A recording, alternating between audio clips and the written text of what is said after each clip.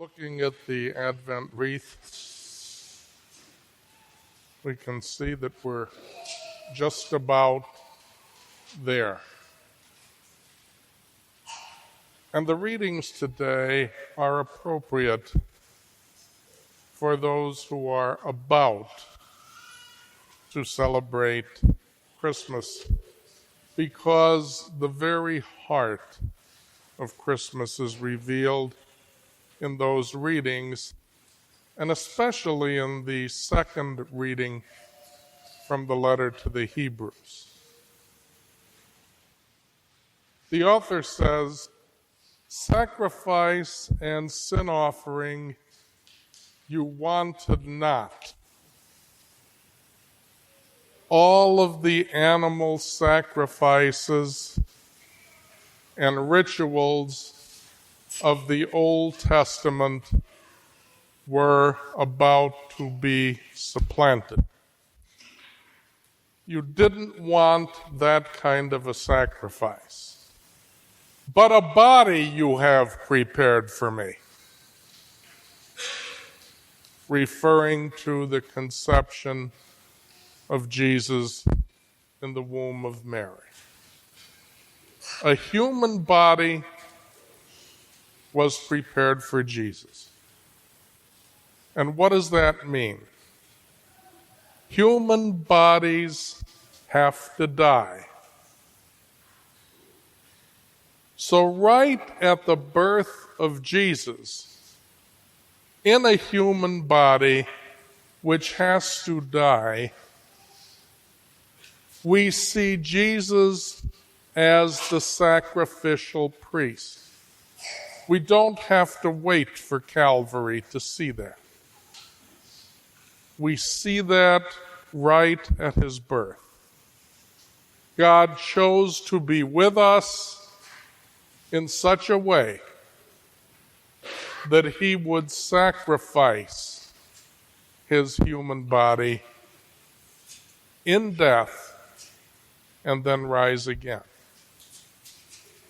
So Christmas, as much as any other day, is a feast of the sacrificial priesthood of Jesus Christ and of the sacrificial priesthood of those of us who, unworthy though we are, have been called to share in that sacrificial priesthood.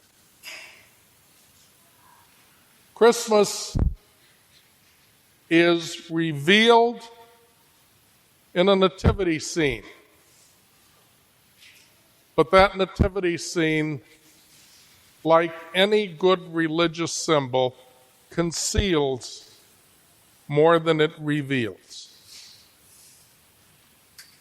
And there is a lot of meaning to Christmas beneath and beyond the beauty of the nativity scene. But that is where we go so that our hearts are opened and we are led to the higher, mysterious beauty that we cannot directly see. In Jesus, we see our God made visible, as the Christmas preface says so beautifully. And so we're caught up in love of the God we cannot see. Beauty conceals, beauty reveals. In this case, the beautiful mystery of Christ's sacrificial priesthood, revealed right at the moment of his conception. You didn't want the sacrifices of the Old Testament. You want a new sacrifice, and so for me, you prepare a body.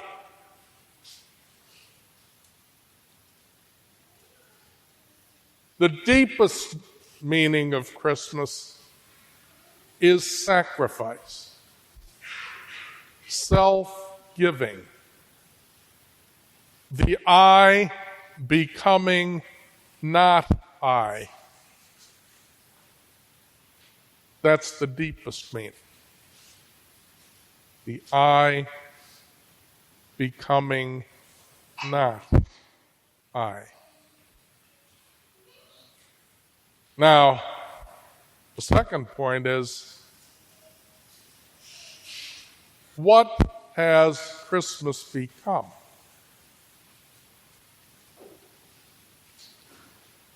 The only sacrifice left in Christmas for many people is the sacrifice of being jammed up in traffic for 2 hours trying to get to the West Side Mall, stressed out so they can buy something which they will give,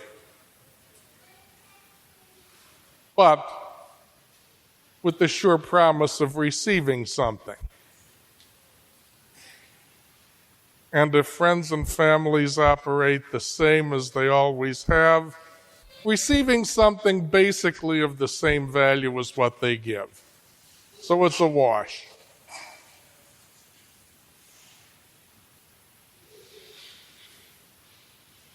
Is that the only sacrifice left? The terrible inconvenience of Christmas shopping yesterday. As I drove by there on the way to the pastoral center, you couldn't get off at Gammon Road, it was all jammed up.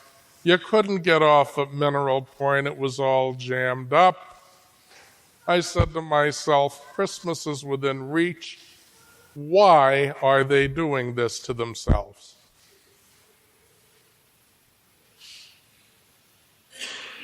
Let us not allow that sacrifice, which brings with it a great deal of stress, and not the joy that Christian sacrifice is meant to give. Let's make sure that that sacrifice is not the greatest sacrifice of Christmas. The sacrifice of Christ in becoming human so that he had to die even on a cross is the true sacrifice of Christmas. Sacrifices and sin offerings you sought not, but a body you prepared for me. And then I said, behold, I come to do your will.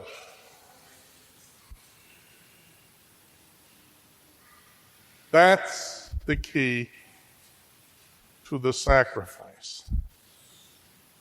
I come to do your will, and I find my joy in doing your will.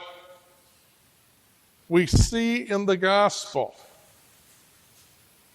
the same kind of a theme, the coming to an end of the Old Testament and the old sacrifices, and the beginning of the new, as by the miraculous power of God, John the Baptist in his mother's womb greets Jesus in Mary's womb by leaping for joy.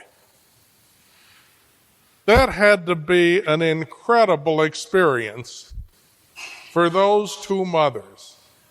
The last and greatest of the Old Testament prophets in the womb, greeting the Messiah for whom the Old Testament longed.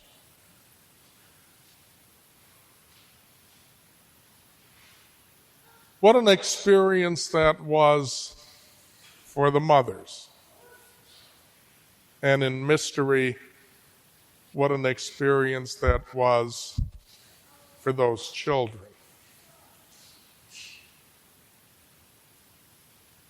Without saying another word, think about that for a minute. The greatest prophet and the last prophet of the Old Testament in the womb, greeting the Messiah, also in the womb.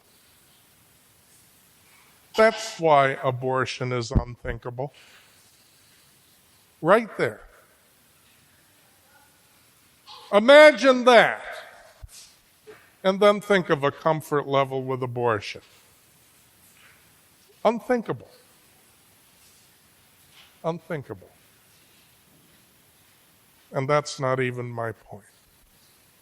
But to take upon oneself the sacrificial priesthood of Christ means that I have to do His will.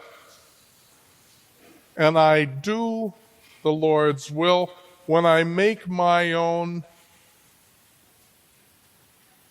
the words of Mary.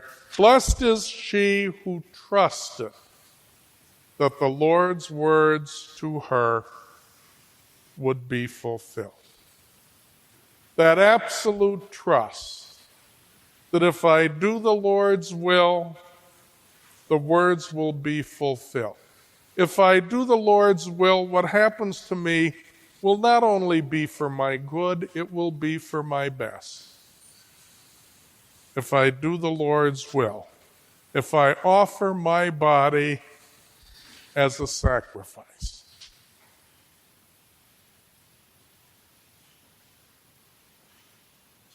Of course, the best way to offer one's body as a sacrifice is through celibacy, faithfully lived out. And so again, the sacrificial priesthood of Christ resonates with the priesthood shared by those called in terms of living out the life of celibacy. When people poo-poo celibacy, they're looking at it in the most superficial way possible. Nobody can live without sex. It can't get much more superficial than that. As if that's the one thing that God's almighty power can't accomplish. Anything but that.